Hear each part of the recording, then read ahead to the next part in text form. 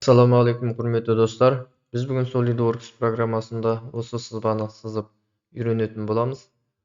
Және бұл сабақта басқа сабақтан айырмашылығы бұрын соңды қолданып көрмеген кейбір параметрлерді, кейбір функцияларды тереңінен танып, солармен жұмыс жасап үйренетін боласыздар. Яғни сабақтың соңында осындай дайын сызбаға қол жеткізесіздер. Яғни бұл біздің SolidWorks-тың рендер бөлімінде ашылып тұрған сызба. Мынау бізде SolidWorks-тың сызбасы өзінде тұрған міне. Тура осыны біз көшіріп шығатын боламыз. Яғни бұл сызбаның түп нұсқасы төменгі сілтемеде көрсетілетін болады. Сол жерден жүктеп алсаңыздар қолжетімді. Енді біз сызбамызды бастайық. Ол үшін жаңадан парақ ашамыз. Жаңа модель бөліміне өтеміз.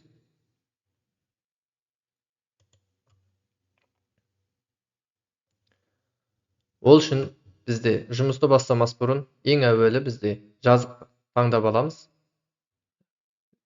Алдыңғы, үстіңгі және оң жақ. Бізге үстіңгі жазық таңдайық.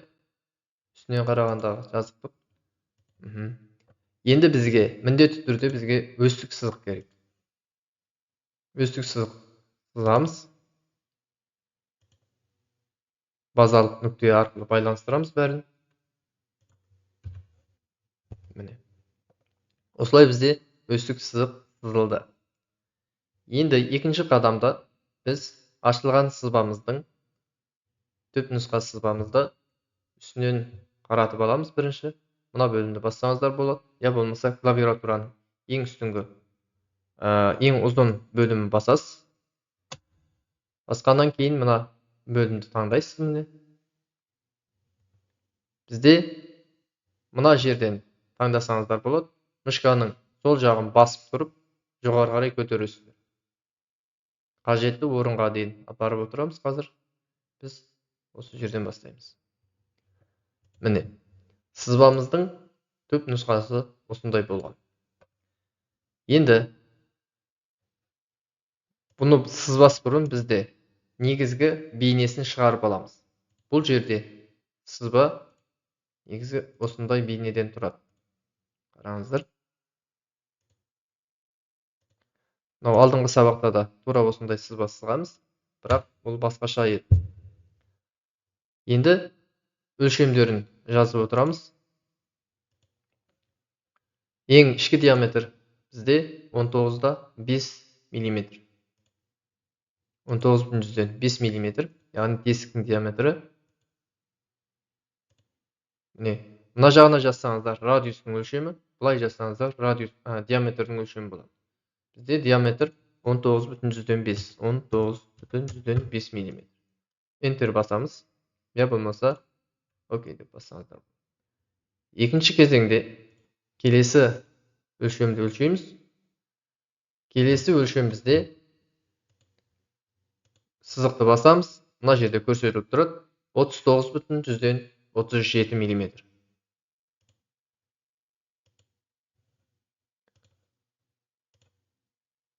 Диаметрі 39/37 мм. Enter бассақ болады. Енді келесі қадам.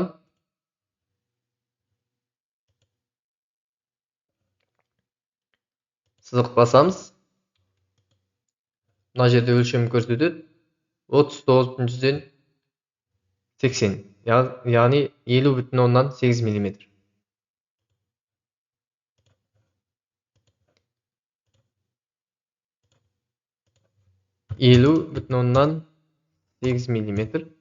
Enter басамыз, я болмаса осы жерден аяқтасақ. Окей деп. Келесі қадам шеңбердің ішкі диаметрі.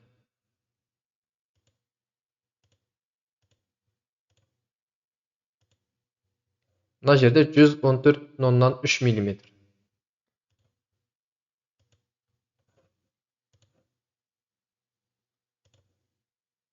Диаметрі 114/3 мм. Таңдадық. Сыртқы диаметр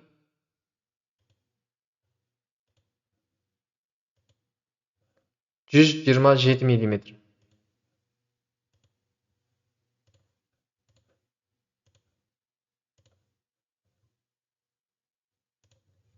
127 мм. Міне сызбамыз дайын болып қалды. Енді бұл деталдың қалыңдығын жазып шығамыз. Ең бірінші сыртқы диаметрдің қалыңдығын жазайық. Ол үшін мына бөлімге өтеміз. Басамыз. Айландырсаңыздар жақындайды. Алдыңғы сабақтарда барлығы түсіндіріліп өтілген. Оны басамыз. Және айландырамыз. Мышканы айландыратын бөлімін басып тұрып, жоғарыға қарай көтереміз. Міне. Келесі мына жерді белгілейміз. 50,8 мм. Қалыңдығы 50,8 мм. Енді не істейміз? Мына жерде 50,8 мм. Осылай жасап болады. 50,8 мм.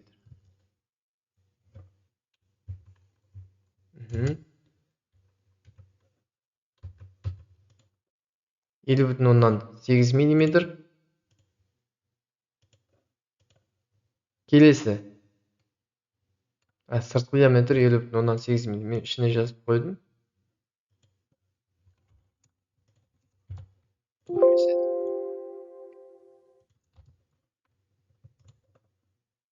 Елу бүтін оннан 8 мм.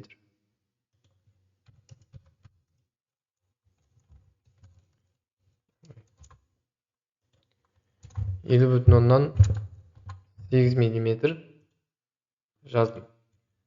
Келесі ішкі диаметр, ішкі қалыңдығын жазайық. Мына бөлімнің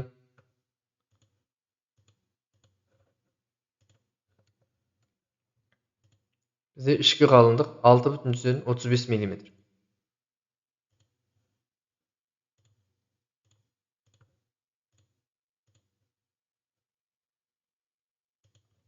6,35 мм. Келесі ортаңғы бөлімнің қалыңдығы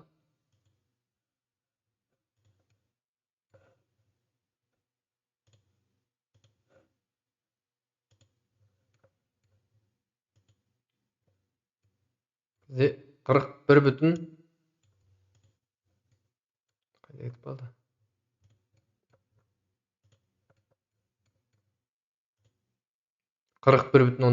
мм.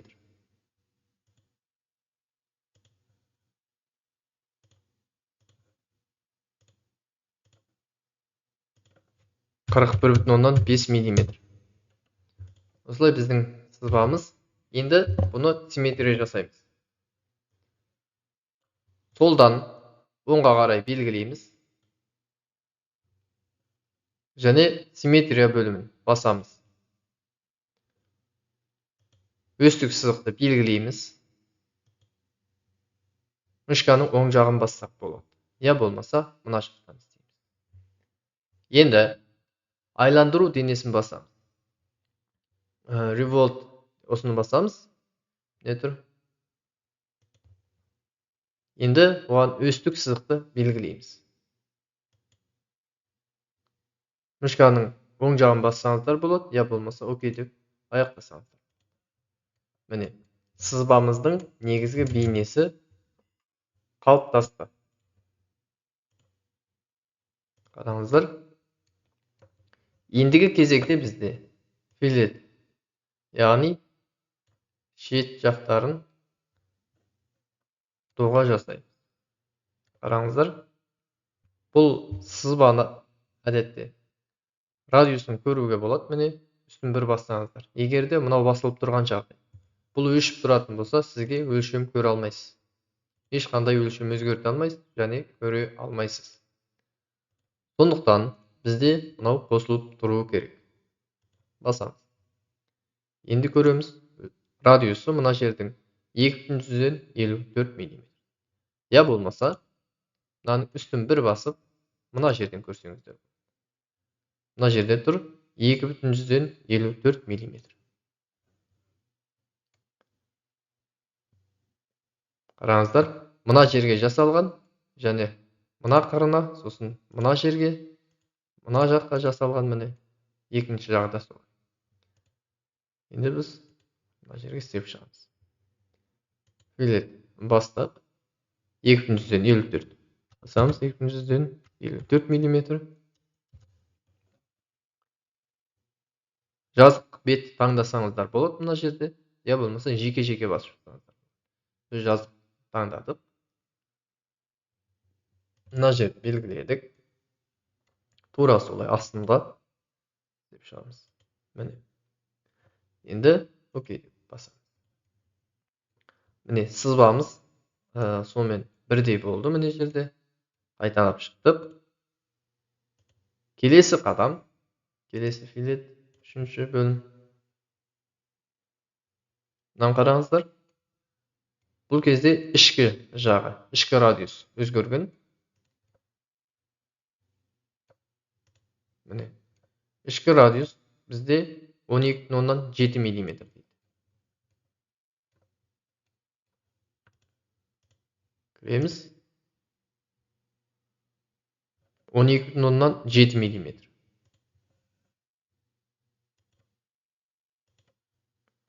Мына жерде 12,7 мм. Қараңыздар. Мына жақты да белгілейік. 12,7 мм. 12,7 мм. Окей деп белгіледік. Міне.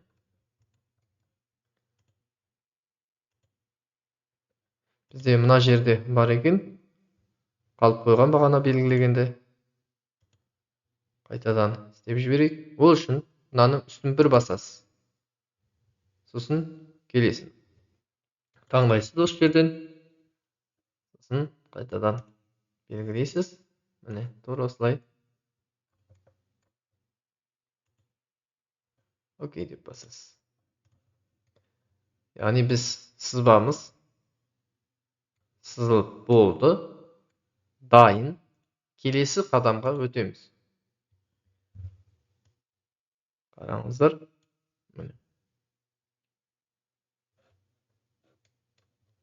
Келесі қадамда бізде мынадай сызба сызылған. Бұның қалыңдығы бізде.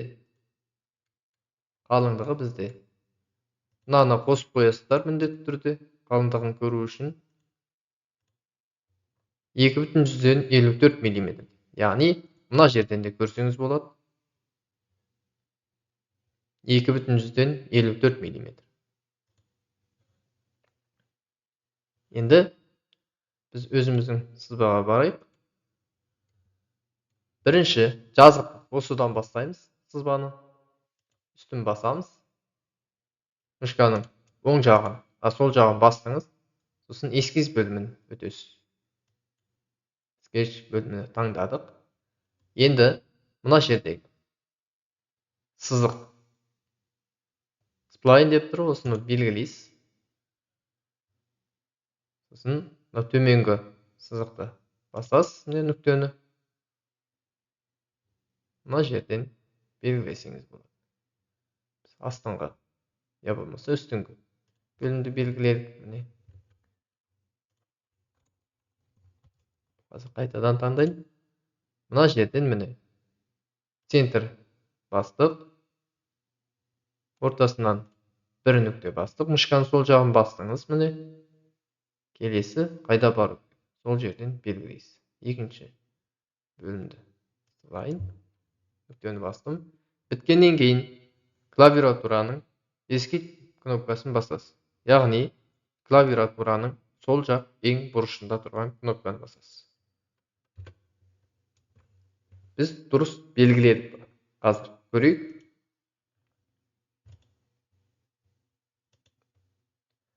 Мына жерде бұл қалай белгіленген екен.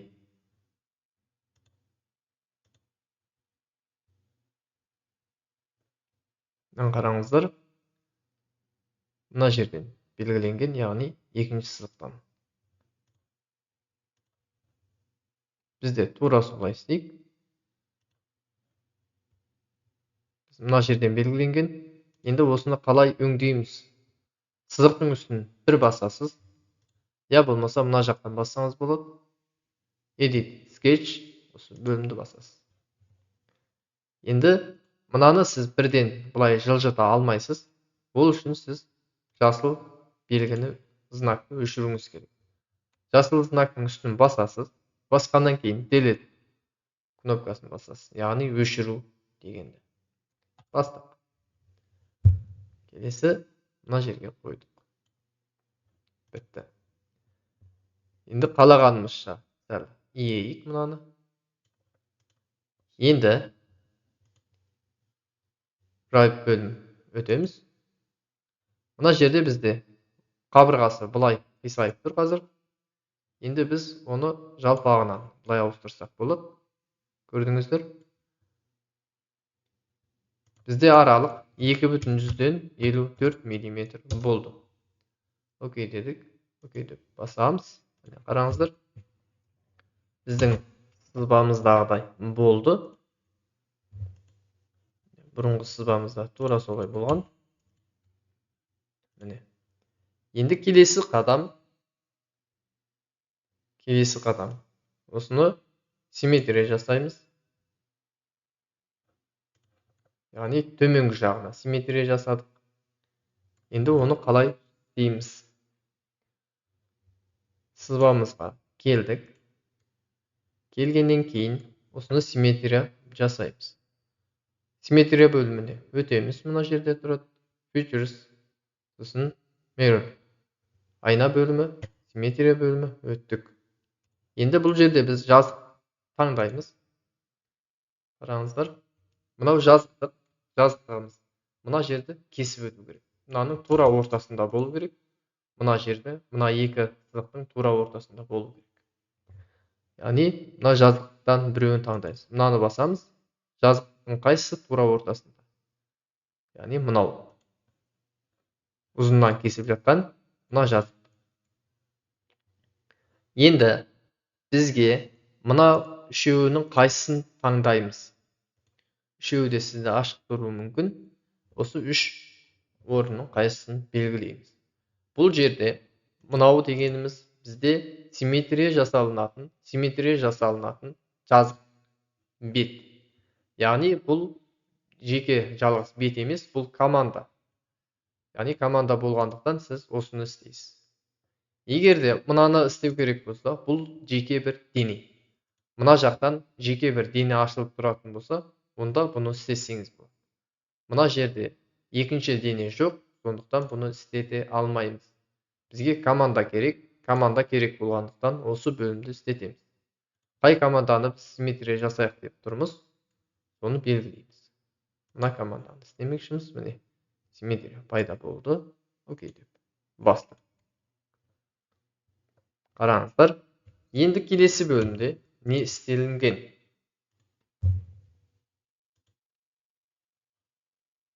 Келесі бөлімде массив жасалған, яғни көбейтілген. Міне, қараңыздар. Мына жерде осындай көп бөлім пайда болған. Бұның қандай параметрлерді қолданған мына жерге көреміз. Мына жерде үстін бір бассаңыздар, міне саны көрінеді. Мына жерде 15 мм, 360 градусқа айландырылған деген сияқты ішкі параметрлер көрінеді. Қазір міне мына жерден 15 дана симметрия жасалынғаны мынау және мынау. Мына жерден көрініп тұр сіздерге. Бірінші симметрия және рай 1 деген. Көріңіздер. Сыртқа шығайық. Енді өзіміздікіне барамыз. Сызылып жатқан сызбаның біз симметрия жасаймыз. Яғни массив істейміз. Қазір мына жерден массив таңдадық. Мына жерге сіз қандай да бір айлану нүктесінің центрін белгілейсіз. Яғни сіз мынаны белгілесеңіз болады. Мына жерде бүкіл барлық шеңбердің центрі біреу осы жерде. Яғни осы қайсысын таңдасаңыз да бәрі бір шеңбер таңдасаңыз болған.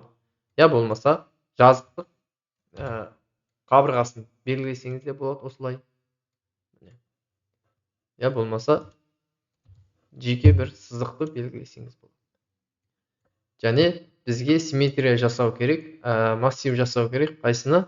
Астыңғы және үстүнгү бөлүмдү. Мынаны және осуну 15 дана кылып айландыруу керек. Ол үчүн бастым міне. Осы жерден жеке өзүнүн барып белгилесеңиз болот мына сыяктуу. Я болмаса осы жерден экөөнү белгилесеңиз болот. 15 дана 360 градуста.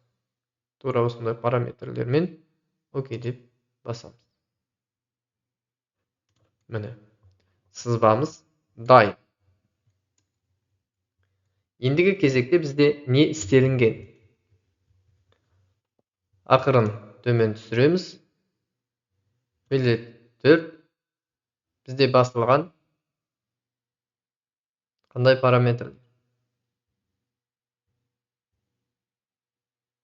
Қазір сәл қатып қалды.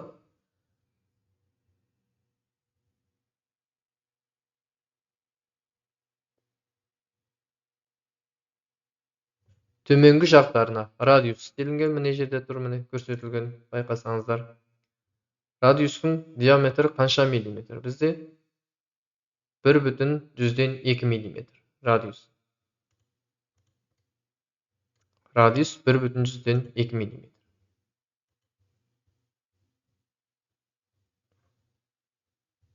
Филет таңдадық. Скругление 1,2 миллиметр. Мына жерде мынаны таңдасаңыздар болады, міне. Қазір.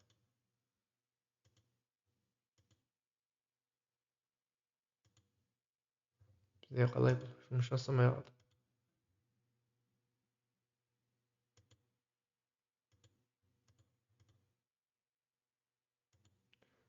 Сәл қатып тұр мынау. Жұмыс жасамай тұр.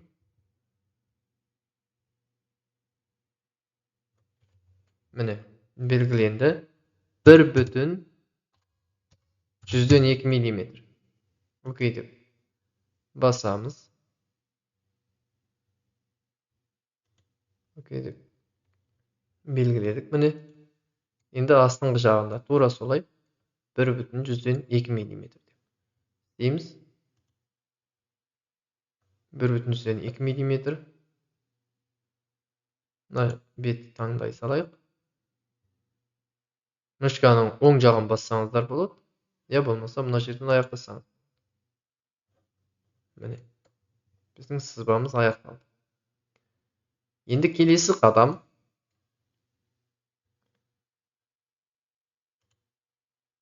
Қайтадан өтейік. Мына жерде не істелінген? Тура сол біз істеген істелінген, міне.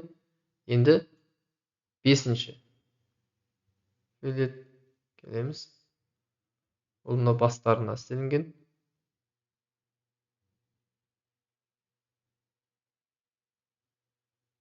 Қазір. Енді компьютер ұзақ уақыт істегендіктен, бұлда қазір қызу белгісі пайда болды. Яғни 55 градусқа кетті. Сондықтан сәл жұмыс баяулап жатыр. Енді осы жердегі радиустар көреміз. Бізде радиус 0,76 миллиметр.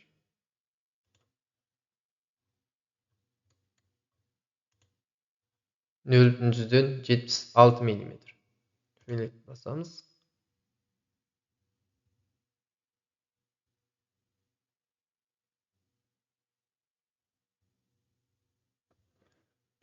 ,76 миллиметр.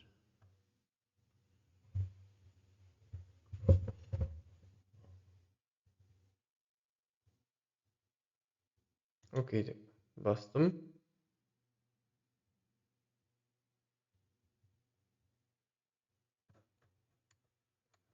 Төменгі жағы да солай.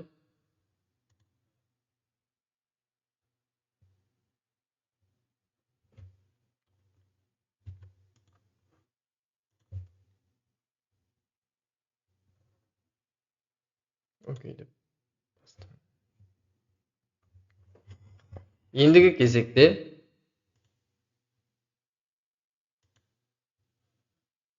не істелінген. Ендігі кезекте міне астына түсіріп көреміз.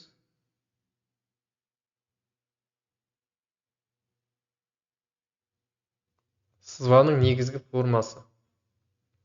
Қазір қараңыздар, міне сызбаның негізгі формасы шығады. Бұл жердегі параметрлер қандай деген сұрақ болатын болса, мынаның үстін бассаңыздар, міне жерде радиусы, диаметрі міне жерде тұрған шеңбер дейді, 38 мм. Қазір осы жерге қойдым. Енді осының ішіндегі сызба қалай? Оны көреміз, сызбаның параметрлерін. Мынаның үстін бір басасыз, мышканың сол жағын, сосын екінші тұрғанды басасыз. Edit Sketch таңдадық.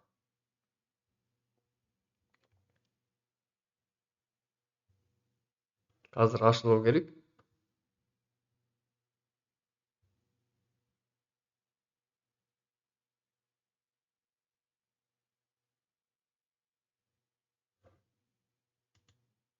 Ұзақ уақыт жұмыс жасағанда себеп қызып кетіп жатыр.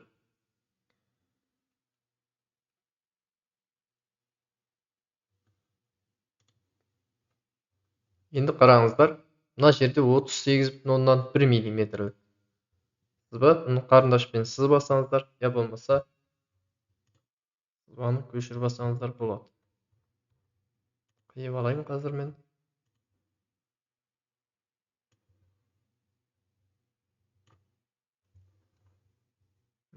Осылай тұра береді. Мынаны аяқтайсыздар.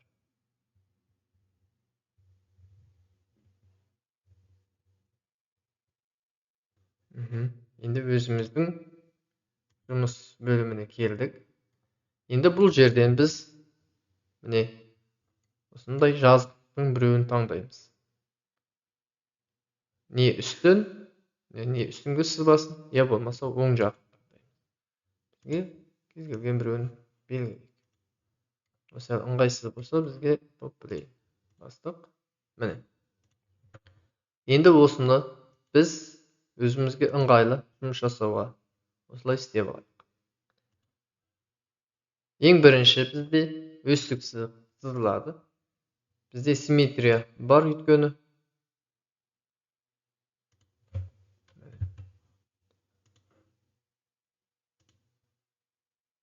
Осылай сыздық. Біткеннен кейін мышканың оң сол жағын 2 рет бассаңыз болады. Жылдам 2. Міне. Аны үздік сызып бейнесіне келтірейік біз. Бастым міне. Енді шеңбер сызамыз. Шеңберіміздің диаметрі бізде қанша еді? 38,1 мм.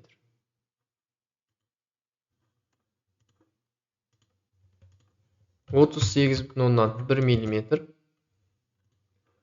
Келесі шеңберіміздің диаметрі 25,4 мм. 25,4 мм. Екі нүктенің арасы, екі шеңбердің арасы бізде 25,4 мм. 25,4 мм. Нүктенің орналасуы мына жерде. Қазір қараңыздар. Мына жерге бекітеймін қазір.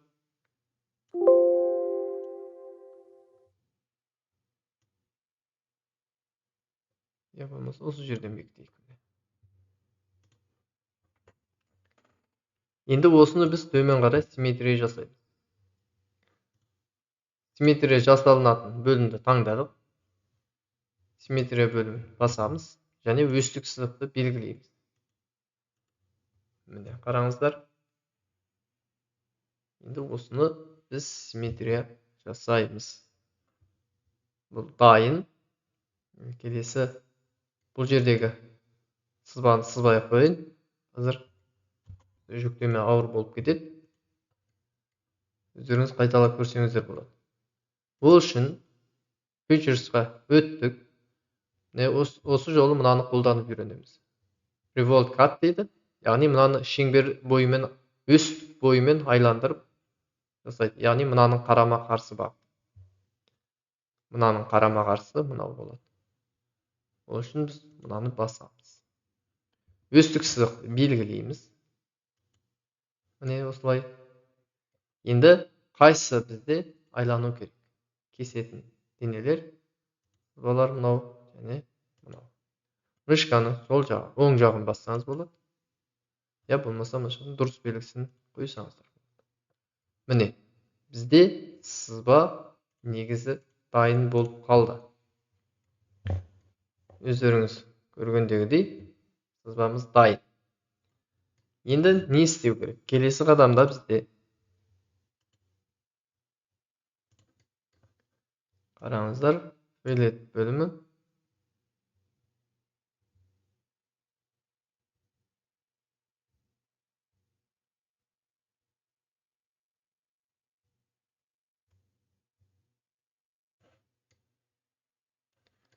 Қараңыздар, міне астыңғы бөлімді дегенбіз. Мына жерде міне 0,64 мм. Я болмаса осы жерден анықтап көрсеңіздер болады.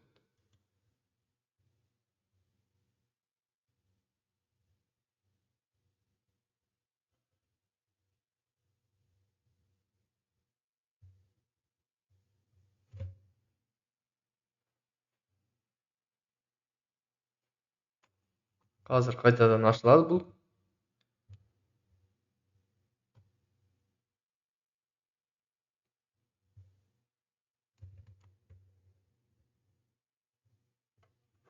Не, 0,0,6.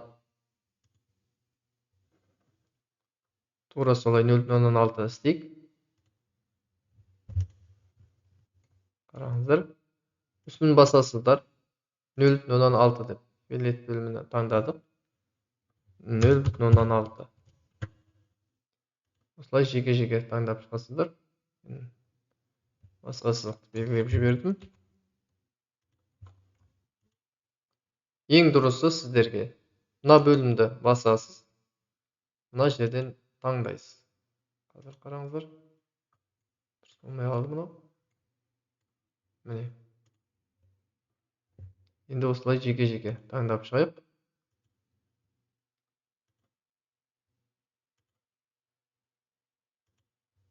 Барлығын мынау командадан таңдасаңыздар болады негізі. Бірақ біздің қазіргі жағдайда компьютер көтермей қалады.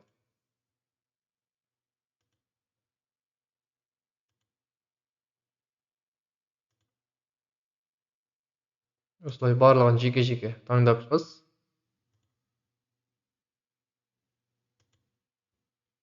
Мышканың оң жағын бассаңыз болады. Я болмаса осы жерден белгілесеңіз. Осылай бізде сызбамыз. Келесі бетінде тура солай клавиатураның ең ұзын бөлігін басасыз.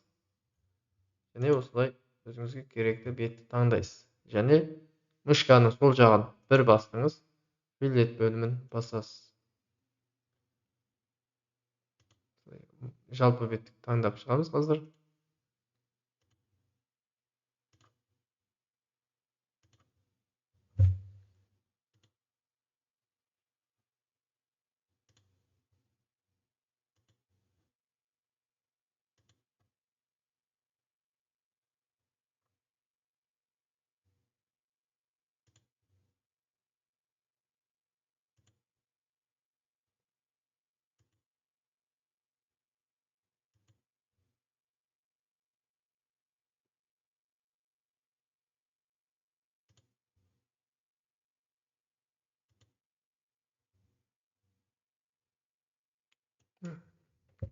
Не, бізде сызба аяқталды. Бітті. Ендігі кезекте бізде қазір не қалды?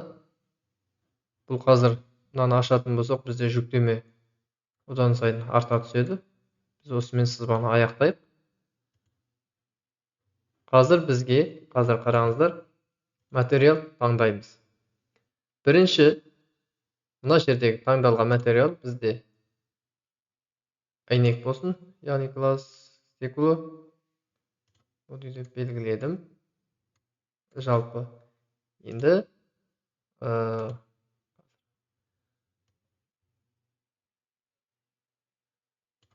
мына бөлім міне қызыл бізде.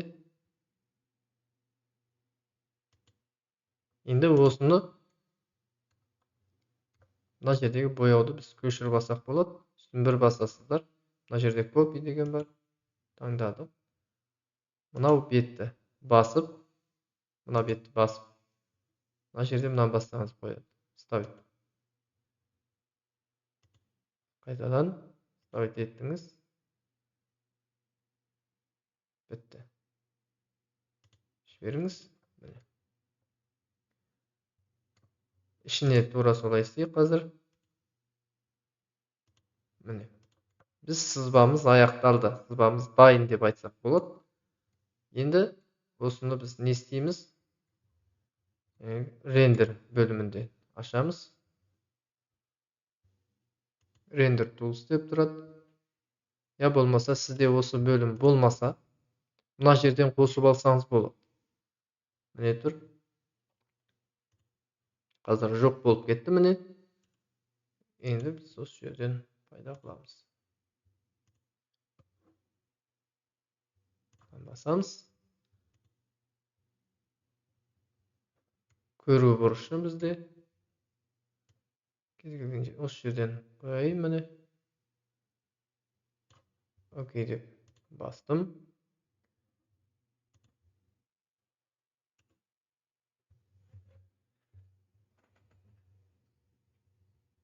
Қазір ашылу керек.